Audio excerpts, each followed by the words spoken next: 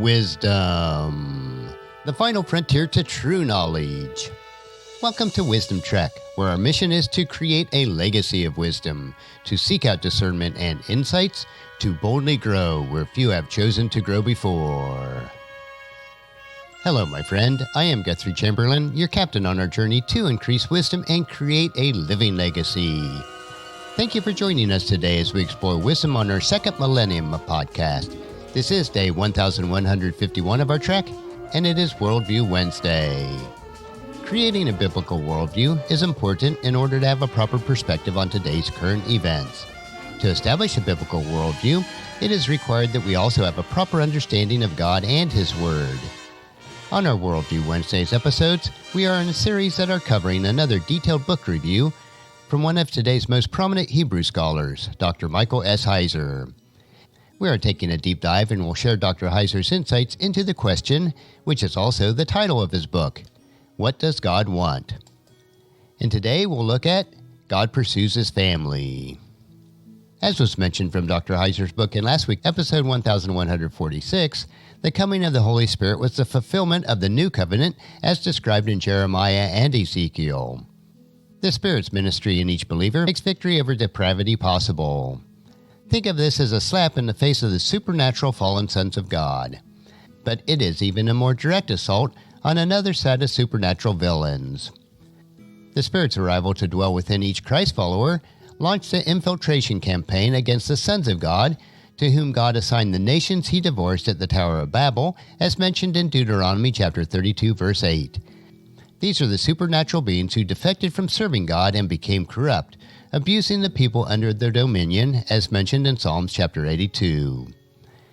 Jesus knew all this, but we habitually miss it in our reading of the New Testament books that come after the resurrection, starting in the book of Acts to the end, the book of Revelation. But this truly was the beginning of the end. Jesus' departure put the coming of the Holy Spirit into motion. While the resurrected Jesus was still on earth, He told His followers what was coming right around the corner. Let me read Acts chapter 1, verses 4 through 8. Once when He was eating with them, He commanded them, "Do not leave Jerusalem until the Father sends the gift He promised, as I told you before. John baptized with water, but in a few days you will be baptized with the Holy Spirit." So when the apostles were with Jesus, they kept asking Him, "Lord, has the time come for you to free Israel and restore our kingdom?" He replied, "The Father alone has the authority to set those dates and times, and they are not for you to know. But you will receive power when the Holy Spirit comes upon you, and you will be witnesses, telling people about me everywhere, in Jerusalem, throughout Judea, in Samaria, and to the ends of the earth." If you keep on reading in the book of Acts, it doesn't take long to figure out what Jesus was forecasting. Once He leaves, the Spirit arrives literally as a blaze of glory in the next chapter, Acts chapter 2, verses 1 through 4. On the day of Pentecost, all the believers were meeting together in one place. Suddenly, there was a sound from heaven like the roaring of a mighty windstorm, and it filled the house where they were sitting. Then what looked like flames or tongues of fire appeared and settled on each of them, and everyone present was filled with the Holy Spirit and began to speak in other languages as the Holy Spirit gave them the ability. The rest of the account tells us that the Holy Spirit enabled the followers of Jesus to speak all sorts of languages. They were telling the story of Jesus, His death and resurrection, to Jews from all over the world. Jews was the given name of the Israelites in foreign lands, who had been scattered all over the world in exile back in Old Testament times. The Jews who heard the followers of Jesus preaching to them in their own language were the descendants of the Old Testament Israelites. They had come to Jerusalem to celebrate one of the holy feasts on the old Israelite religious calendar. The people in Jerusalem who knew who the followers of Jesus were thought that the whole public display was drunken madness. It just wasn't possible that all of a sudden these men could speak other languages. But the Apostle Peter laid it all out for them. Honestly, he did more than that. He really let them have it. Let me read some excerpts from Acts chapter 2, verses 14 through 19, verses 21 through 24, and verse 33. Then Peter stepped forward with the 11 other apostles and shouted to the crowd, "Listen carefully, all of you, fellow Jews and residents of Jerusalem. Make no mistake about this. These people are not drunk, as some of you are assuming. 9 o'clock in the morning is much too early for that. No, what you see was predicted long ago by the prophet Joel. In the last days, God says, I will pour out my Spirit upon all people. Your sons and daughters will prophesy. Your young men will see visions. Your old men will dream dreams. In those days I will pour out my Spirit even on my servants, men and women alike, and they will prophesy. And I will cause wonders in the heavens above and signs on earth below, blood and fire and clouds of smoke. But everyone who calls on the name of the Lord will be saved. People of Israel, listen. God publicly endorsed Jesus the Nazarene by doing powerful miracles, wonders, and signs through him, as you well know. But God knew what would happen, and his prearranged plan was carried out when Jesus was betrayed. With the help of lawless Gentiles, you nailed him to the cross and killed him. But God released him from the horrors of death and raised him back to life, for death could not keep him in its grip. Now he is exalted to the place of highest honor in heaven, at God's right hand.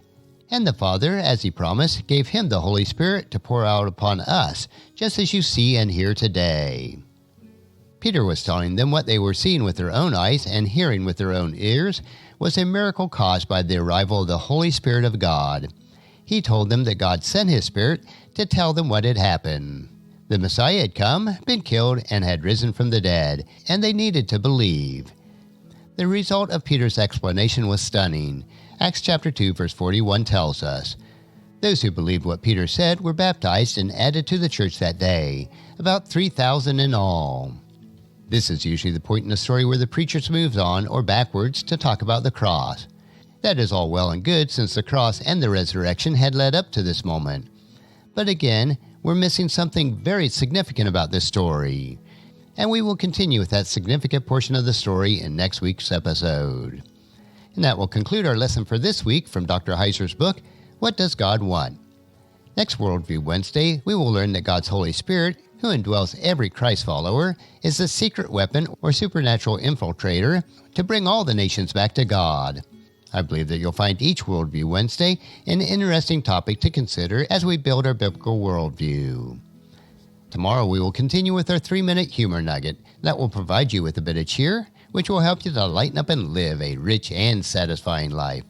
So encourage your friends and family to join us and then come along with us tomorrow for another day of Wisdom Trek, Creating a Legacy. If you'd like to listen to any of our past 1,150 treks or read the Wisdom Journals, they are all available at wisdom-trek.com. And I encourage you to subscribe to Wisdom Trek on your favorite podcast player so that each day's trek will be downloaded to you automatically. And thank you so much for allowing me to be your guide, your mentor, but most importantly, I am your friend as I serve you through the Wisdom Trek podcast and journal each day. And as we take this trek of life together, let us always live abundantly, love unconditionally, listen intentionally, learn continuously, lend to others generously, lead with integrity, and then leave a living legacy each day. I am Guthrie Chamberlain, reminding you to keep moving forward, enjoy your journey, and then create a great day every day. See you tomorrow.